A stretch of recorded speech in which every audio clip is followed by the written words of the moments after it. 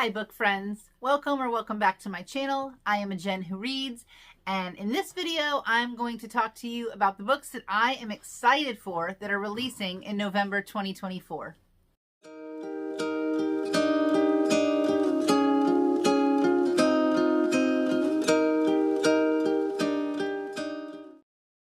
I'm going to try to do these videos every single month, so if you like what you see, be sure to hit the subscribe button.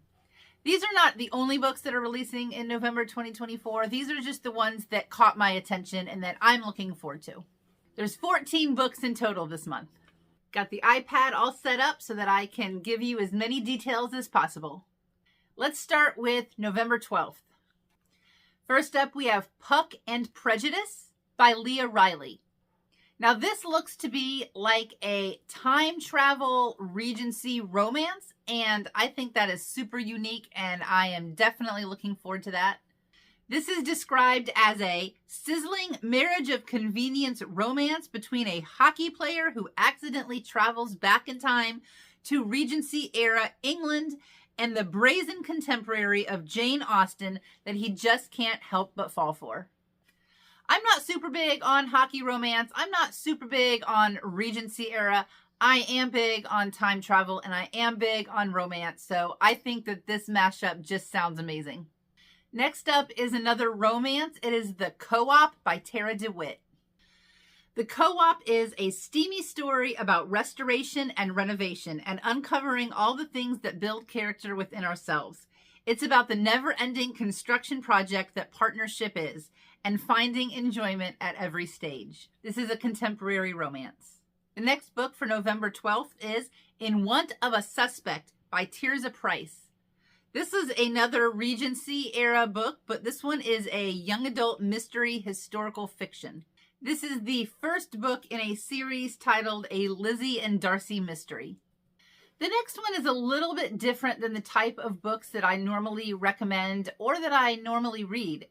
This one is called The ABCs of Democracy by Hakeem Jeffries, and I think that this is perfect being that it is an election year. Jeffries paints an alphabetic roadmap for a brighter American future and warns of the perils of taking a different path. Now, with vibrant illustrations for each letter, The ABCs of Democracy brings this blueprint for the future to vivid and colorful life. So begins the rousing finale of the first floor speech delivered by Congressman Hakeem Jeffries upon his historic elevation as House Democratic leader, affirming the values of our great country, one letter of the alphabet at a time. I think this one is an important book to have on your shelves no matter who you are. And that brings us to November 15th. The first book up for November 15th is The Author's Guide to Murder by Beatrice Williams, Lauren Willig, and Karen White. A suspenseful murder mystery with a sexy and suspenseful edge. This is a mashup of Agatha Christie and Murder, She Wrote. The little blurb at the bottom says, "What's a little revenge among friends?" My dogs are a little crazy today because there is a community yard sale just on the other side of this window, and they hear voices and they think they have to just bark at everybody. The next book I have for November 15th is Under the Oak Tree Volume 1. This is a Korean translated web novel that is being bound in book form. The author is Suji Kim, and what drew me to this was how absolutely beautiful this book is. So you can read this story on webnovels.com, but it is being released in book form on November 15th. I have seen and read some conflicting dates there, so if you're interested, you might want to double check. It does say on Goodreads that this is book 1 of 2, and in this volume, it is collecting chapters 1 through 76 of the original web novel. The first edition does feature the sprayed edges, full colored pattern end papers, silver foil stamping on the cover, and a ribbon bookmark. This book is one of the most gorgeous books I've ever seen. Most fairy tales end with a wedding and a happily ever after, but this is no fairy tale. I am super excited to get my hands on this book. Moving on to November 19th. Now, if you are a little older like I am, you probably grew up watching Family Matters, and of course you remember Stephen Q. Urkel.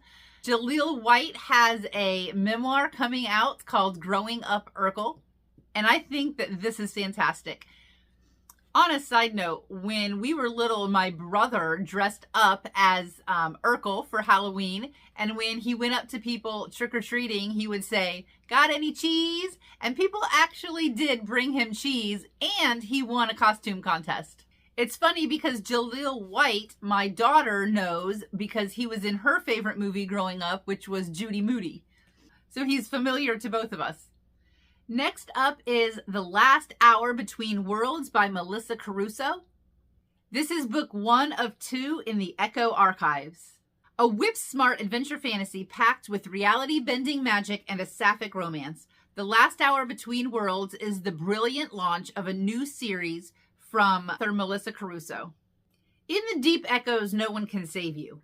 1 layer down, it's no big deal. Stay alert and you'll be fine. 2, 3 layers down, natural laws are negotiable and things get very strange. 4 layers down, there are creatures with eyes in their teeth and walls that drip blood. Most people who fall this far never return. Definitely piques my interest. Next up is Servants of Earth by Sarah Hawley. This is book 1 of 2 in the Shards of Magic. The little blurb on the front says, 6 deadly trials, 0 room for error, and I am a sucker for trials. In the underground Fey realm, only the strongest and most ruthless have power. But a young human woman forced to live a life of servitude is about to change everything. And again, this cover is gorgeous.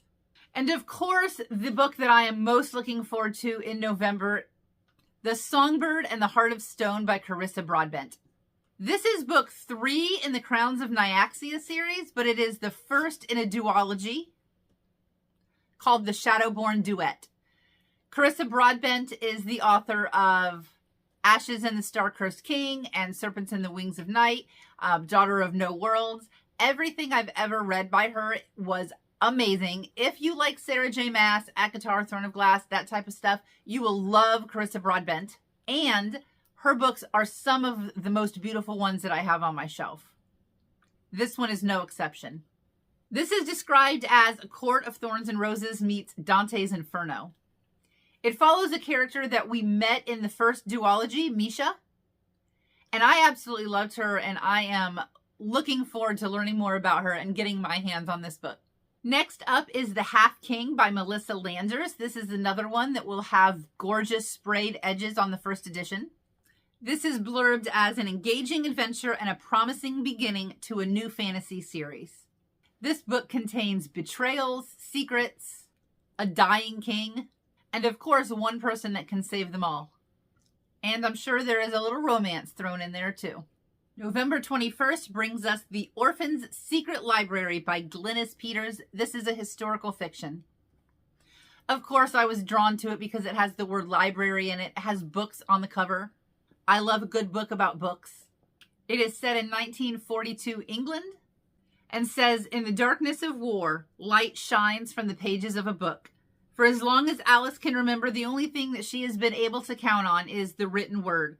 The war may have taken everything from her, but the stories that she cherishes provide solace and escape in a world that is more hopeful than 1942 England. So when Alice finds herself at the mercy and kindness of strangers, miles from everything that she's ever known, it is little surprise that books become her purpose.